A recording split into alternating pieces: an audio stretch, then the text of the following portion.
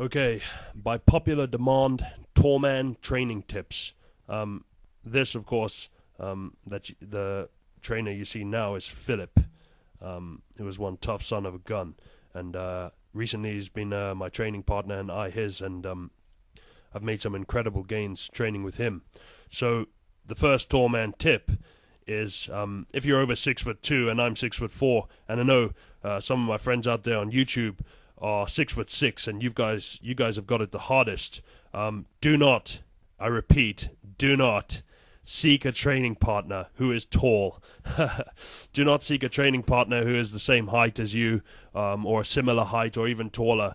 Find one of those short powerhouses like Philip here, and that's the guy you need to train with. So that's my first tall man tip, tall man training tip. Find yourself a short powerhouse training partner, because God is my witness, they're the only people who will be able to train with you. The majority of tall people are just not good trainers. They're not good bodybuilders, and that's a fact.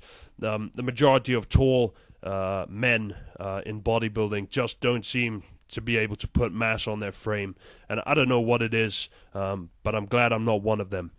And so I'm going to come now to the second training tip, and it's why I've put this footage here, the tall man training tip.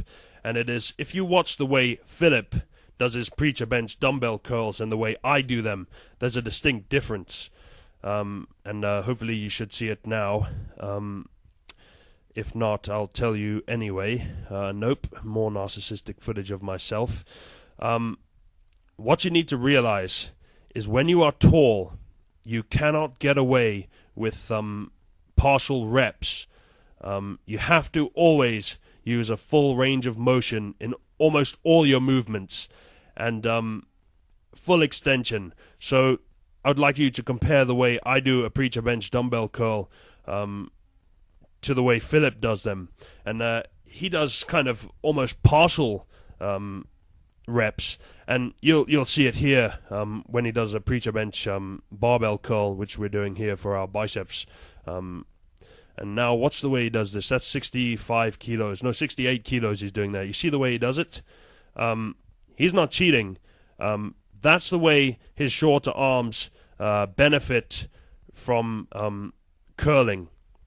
And you can see that by the biceps peak he has, which is no joke. It's one of his strongest attributes. And but as a tall guy, if you try and do them, for instance, the way Philip's doing them, you're just not going to get the results, and you'll probably end up like all the other tall guys, over 6'4", 6'6", even 6'2", who just can't get the development. Especially biceps peak. Do you know how rare biceps peak is on a guy over 6'2", coming up 6'4", especially? Now watch the way I do them. Absolute full range of motion, as much as I possibly can without snapping my elbow off. That's what you need to do. It doesn't matter if it feels like your head's going to explode, which I assure you when I was doing this, my head felt like it was going to explode. So that's what you need to do. So the second tall man training tip is a full range of motion and full extension all the time. Scream through the weight, whatever. That's what you need to do. And you need to do it when you bench, when you squat, when you press, when you do behind the neck presses. You see some guys doing behind the neck presses and they do partials. Lower the weight all the way down till it touches the back of your neck and press it back up.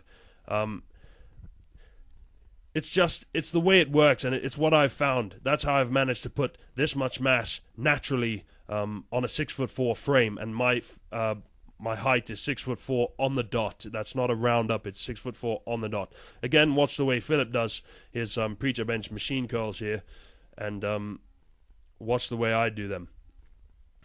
I should step into the frame now, and you should see a full range of motion, which I do religiously. I know you have to do it as a tall bodybuilder. I know it as a fact. See, as full extension as you can, without snapping your elbows in half. And you get some people who look at shorter guys sometimes and they say, yeah, he's not doing a full range of motion, he's not doing the movement properly, he's not actually curling or pressing the weight. Well, that's nonsense. They don't need to do a full range of motion, and in fact, they benefit more often from partials, that it stimulates the biceps more on a shorter arm to do partials.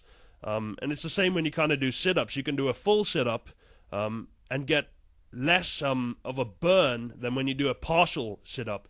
And that also has to do with your genetics, with the way your midsection is put together. And I feel it's the same way when you're tall and when you're short. And you see it also when you're doing benching. When I bench with Philip, he can get away with lowering the weight sometimes partially and pressing it up.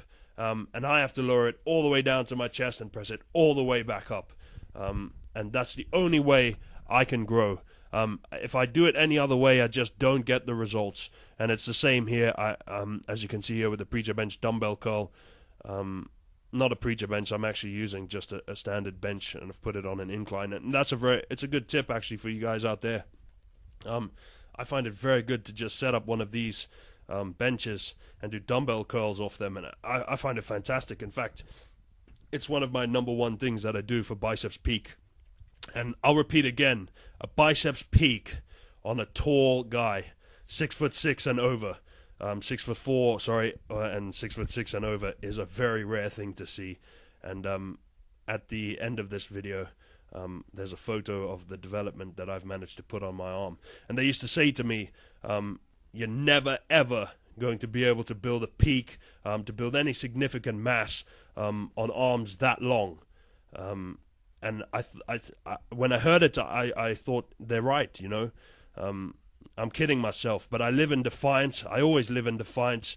My definition of determination is a display of defiance in the face of all defeating factors, everything you can throw at me, you'll never be able to do this, you'll never be able to do that, you can never do it without steroids, and I will do it, or I will die trying.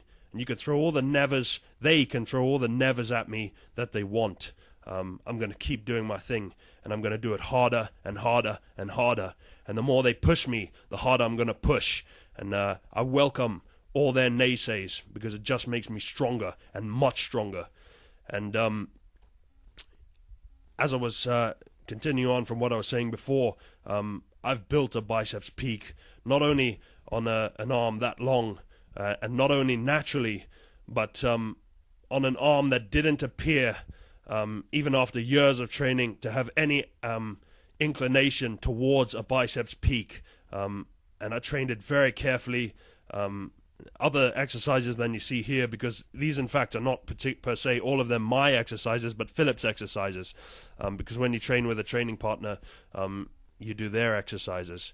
But fortunately Philip's a reasonable guy, and we say, okay, you call the next exercise, I'll call the next one afterwards.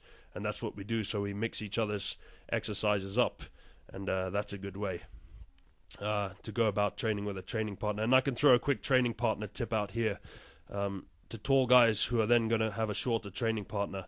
And it's be careful. Whenever you have a training partner, a new training partner, remember that you're at risk of injury, no matter if they train harder than you or not.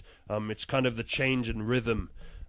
Whenever you have a training partner, you are at risk of injury, so train carefully to begin with until you adapt to the rhythm of training with another training a training partner, basically. I'm used to training alone, so whenever I train with someone else, in the past anyway, I always got injuries. Because the pace changes, the rhythm changes, the exercises often change, the weights change, you often push each other to train harder, and me and Philip certainly do that. And you've got to be cautious. Unfortunately, I haven't got any injuries training with Philip recently, because I've kept that in mind from the beginning. And I've made fantastic gains training with Philip, and it's reinforced my conviction that when you're a tall bodybuilder, you need a short training partner, one of those short powerhouses. So that's an important tip. I've trained with guys a similar height to me, usually slightly shorter, but like 6'2" or something, and it's just set me back because I've been trying to help them along, you know, and having to go lighter or train easier, basically, and I don't need that. I need to train harder. I need a training partner who pushes me to train harder, because that's a difficult thing to do. And there it is. There's the biceps peak that I've developed on an arm that long, on a frame this tall, and naturally. and I'm happy with it, and I'm not going to be modest about it either. I don't need some other little moron out on YouTube to tell me that I haven't got that much of an arm or some nonsense like that. I'm happy with my development, and those are my tips for the tall man out there. You've got it the hardest. You guys out there, my friends out there on YouTube, 6'6", you guys have got it the hardest, so I hope this helps, and good luck with your training.